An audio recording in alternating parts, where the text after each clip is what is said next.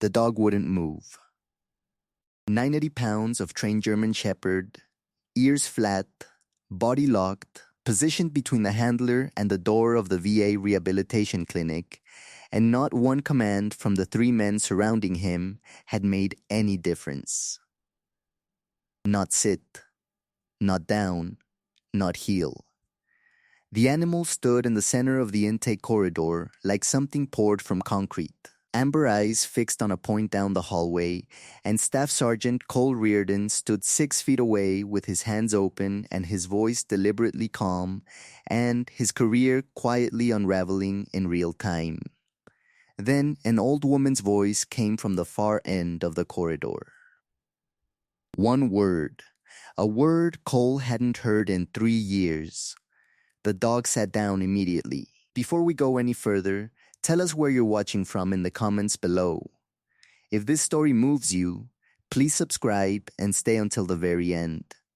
What you're about to hear will restore your faith in the people who served and the people who refused to let them be forgotten. Cole Reardon was 38 years old and looked it in the way that men who have been asked too much of look their age, not worn out, but settled hard into themselves, the way a fence post settles after years of weather. He was 6 feet even, 195 pounds, with close cropped brown hair and a jaw that sat square and still, and a nose that had been broken once in Kandahar during a vehicle rollover and had healed slightly left of center. His eyes were a pale, washed-out blue that people sometimes described as cold, until they spent enough time with him to understand that cold was not the right word.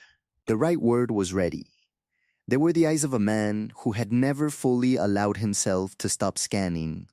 Rooms, exits, hands, the 12 feet of space between himself and any person he had not yet assessed. He was not a suspicious man by nature. He had simply done a job that made permanent use of the habit. He carried himself with the kind of compressed authority that comes not from trying to appear dangerous, but from having long since stopped worrying about appearing anything at all. He moved through the world economically, without performance, the way men move when they have nothing left to prove and a great deal left to carry. Afghanistan had taken 2 friends and the full use of the ring finger on his left hand, severed by a door during a breach in Helmand Province in his second deployment. Civilian life had taken the rhythm he'd built around service, the structure of it, the shared purpose of it, the particular clarity that came from knowing exactly what was expected of you every morning. He'd done 12 years with the 75th Ranger Regiment, 2 deployments to Afghanistan, and 1 to northern Syria that the Army still did not officially discuss. He'd come home on a medical separation with a combat infantryman badge, a silver star, and a recommendation letter from his battalion commander that he'd never shown anyone.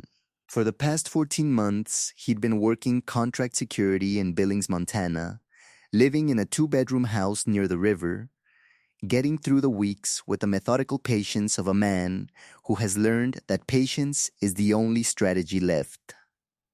He did not sleep well. He did not ask for help. He had agreed to the VA clinic appointment only because his physician had used the phrase mandatory follow-up, and Cole Reardon had spent enough years following mandatory orders that the phrase still worked on him. Ghost was a 6-year-old German Shepherd with a coat of deep black and amber that ran darker along the ridge of his spine and the backs of his ears, like a shadow permanently attached. He weighed 91 pounds and moved with the precise, unhurried confidence of an animal that had spent years learning the difference between a noise that mattered and a noise that didn't.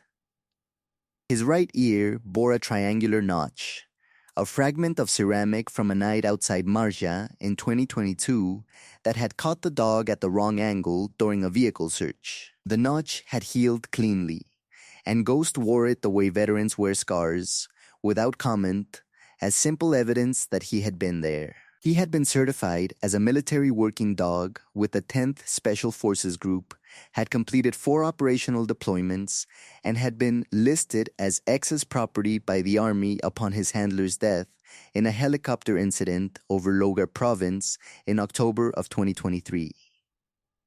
Cole had spent 7 months fighting the paperwork to adopt him. He did not fully understand why it had felt so urgent. He understood it better now, 14 months in, watching the dog navigate the world with a steadiness that Cole could not always locate in himself. Ghost was the only living thing Cole consistently talked to without measuring his words first. The dog had never required him to explain anything. He simply stayed close, ears rotating like instruments receiving frequencies Cole could not hear. Amber eyes moving through every room with the methodical attention of something that had learned, in the same hard school as Cole, that the world required watching. The VA Rehabilitation Clinic in Billings occupied a low brick building on the south end of the medical campus, the kind of building that had been functional for 40 years and would be functional for 40 more and would never be described as anything except institutional. The waiting room smelled of floor wax and old coffee and the particular exhausted quiet of a place that processed grief on a schedule. Fluorescent lights ran the length of the ceiling. There were 12 plastic chairs and a reception window and a laminated sign that said "Service Animals Welcome. Please check in at front desk." Cole had checked in. He had provided Ghost's certification documentation, as he always did, and the receptionist had smiled and said of course and marked something on her clipboard. He had sat in the second chair from the left. Ghost had lain at his feet and watched the room. The trouble had started with a man named Director Philip Stannard. Stannard was 51 years old and ran the clinic's rehabilitation division with the kind of absolute confidence that accumulates in people who have held institutional authority long enough to forget it is not the same thing as being right. He was a large man, broad through the middle, with silver blonde hair combed carefully back from a high forehead, and the particular smoothness of someone who had learned to keep his expression neutral at all times as a form of management. His father had served 2 terms on the county commission. His wife sat on the hospital foundation board. He had, in the 17 years he had administered the clinic, never once had a complaint formally upheld against him, not because none had been filed, but because the hospital's internal review process moved through channels that he had spent 17 years quietly cultivating. Stannard had come through the waiting room at 20 minutes past 9 and had stopped when he saw Ghost. "That animal cannot be in this building," he said. Not to Cole specifically, to the room. Cole looked up. "He's a certified service animal. I have documentation." "Our policy," Stannard said, "is that service animals are permitted in waiting areas only. Not in clinical corridors, not in therapy rooms, not in spaces with other patients present." He said it with the rehearsed patience of a man who had said it before and expected it to end the conversation. "My appointment is in the therapy corridor," Cole said. "Then the animal will need to wait outside." Cole was quiet for a moment. Not the quiet of someone who has nothing to say. The other kind. "He doesn't wait outside," Cole said. What happened next had taken approximately 4 minutes of procedural escalation, Stannard calling 2 clinical aides, the clinical aides positioning themselves at the door to the therapy corridor, someone producing a printed copy of the facility's animal policy from behind the reception desk as though the paper itself settled something. Ghost had stood up. He had not growled. He had placed himself between Cole and the corridor door, 981 pounds of entirely still German Shepherd, and he had not moved when the aides asked him to, and he had not moved when Cole, trying to avoid a scene he didn't want, had given him 3 separate commands. The aides had looked at Cole. Cole had looked at Ghost. Ghost had looked at the far end of the corridor and had not moved. It was then that the old woman spoke. Her name, Cole would learn later, was Ruth Alderman.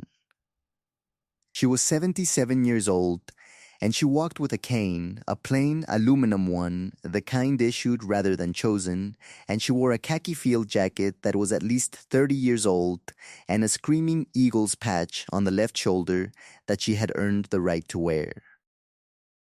She had done 2 tours in Vietnam as a nurse with the 101st Airborne Division's medical attachment out of Phu Bai, had treated men in conditions that defied description, and had come home in 1971 to a country that was not prepared for any of it, and had said so loudly and repeatedly in the years that followed. She had subsequently spent 31 years as a trauma nurse at a hospital in Billings, had buried her husband in 2009, and had been attending the clinic's veteran group therapy program on Tuesday mornings for the past 2 years because her doctor had suggested it, and because, at 77, Ruth Alderman had finally stopped arguing with suggestions that were obviously correct. She had come out of the therapy room at the sound of the commotion in the corridor and had stood at the far end of the hallway for a moment, assessing the situation with the swift economy of someone who had made rapid assessments under pressure for most of her adult life. She had looked at the dog. She had looked at Cole. She had said one word. The word was Fu. It is a German command. It means heel. It is used in Schutzhund training, in military working dog programs, in the specific lexicon of professional canine units where German commands are used precisely because they are unambiguous and cannot be confused with casual speech. It is not a word a civilian would know. It is not a word that appears on any posted sign or common training resource. It is a word that lives in the working vocabulary of people who have spent time, serious time, with military dogs. Ghost turned his head toward the old woman.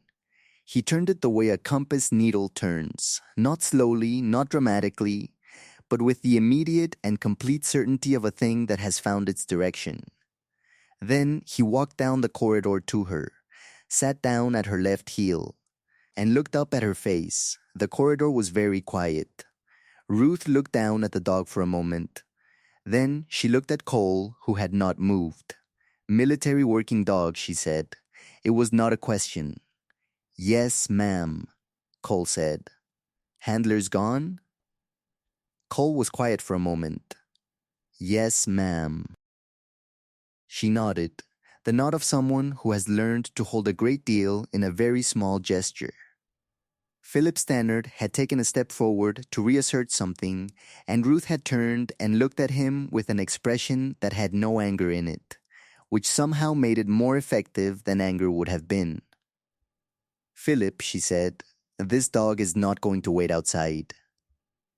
Stannard opened his mouth. I've been coming here every Tuesday for 2 years, Ruth said.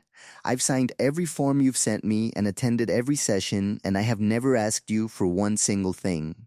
She paused. I'm asking you now. There was a long moment. Stannard said something about policy. Ruth waited for him to finish. Then she said, quietly and with perfect finality, then I'll need you to update your policy. She looked at him steadily. Today, later, Cole would not be able to identify the exact moment the room changed. It happened gradually, and then all at once, the way things do. One of the aides stepped back from the doorway. Stannard said nothing further. Ruth put her hand briefly on Ghost's head, the flat, assured touch of someone who knew exactly how to do it, and looked back at Cole. Come on then, she said. We're already 5 minutes late. He had not known the word Fu. He had not known how Ghost had come to respond to it. He learned, in the weeks that followed, that Ghost's original handler, the man who had died in the helicopter over Logar province, had trained in a German command Schutzhund system. The commands were Ghost's first language. Cole had been working with him in English the entire time, and Ghost had learned and adapted and obeyed as well as any dog Cole had known. But in that corridor, in that particular moment, something in the dog had locked, not in fear or confusion, but in a kind of grief proximity that Cole recognized because he carried his own version of it. And then Ruth Alderman had spoken the first language, and the dog had remembered that someone still spoke it. And that had been enough. Cole started attending Tuesday morning sessions. He did not fight Stannard about it. He did not make a record of the corridor incident or contact anyone at the hospital administration. He had considered it, briefly, standing in the parking lot afterward with Ghost at his side and the February air cutting through his jacket. He had decided against it, not because he thought Stannard was right, but because starting a war was not the same thing as winning one, and he had learned to tell the difference. He would come back on Tuesday. That was sufficient for now. He did not talk much in the first 3 weeks. He sat in the circle of chairs in the therapy room with Ghost at his feet and listened while other veterans spoke. A 68-year-old Marine from Quezon, a woman who had been an army medic in Iraq and who now worked at the hospital 2 floors up.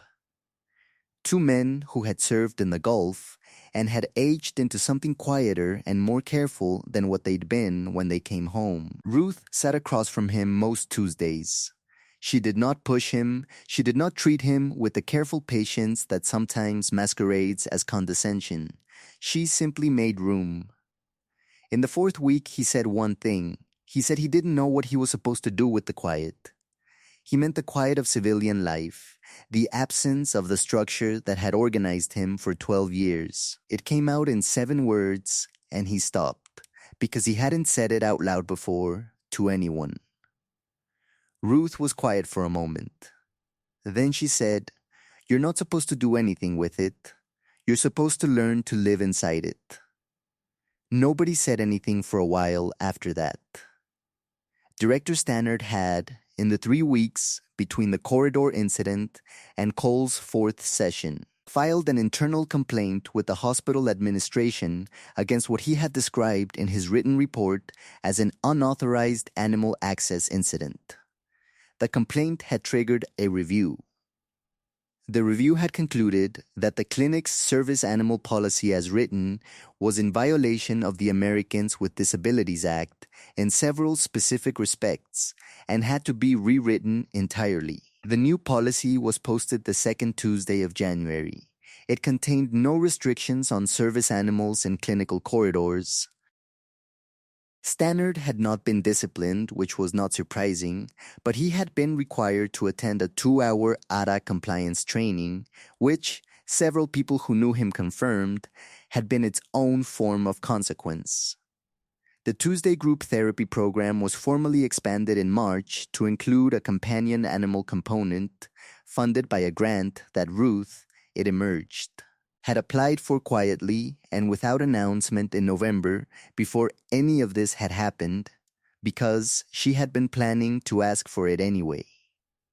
Ghost was listed in the program documentation as a participating therapy animal, which was not technically what he was, but which Ruth had argued was not technically incorrect either. The hospital's legal team had reviewed the language and agreed that it was probably fine. By April, Cole was talking more. Not about everything, but more. He spoke once, briefly, about the man who had handled Ghost before him, the handler who had died over Logar Province, whose name was Specialist James Wren, 24 years old, from Baton Rouge, Louisiana, who had apparently spoken to his dog in German because his grandmother was from Stuttgart, and he thought it was funny, and eventually it wasn't funny anymore. It was just how they talked to each other. Cole said this in 7 sentences, and then stopped. And Ghost, who had been lying at Ruth's feet that particular Tuesday, got up and walked across the circle and lay down at Cole's feet instead. Nobody commented on it. It was that kind of room.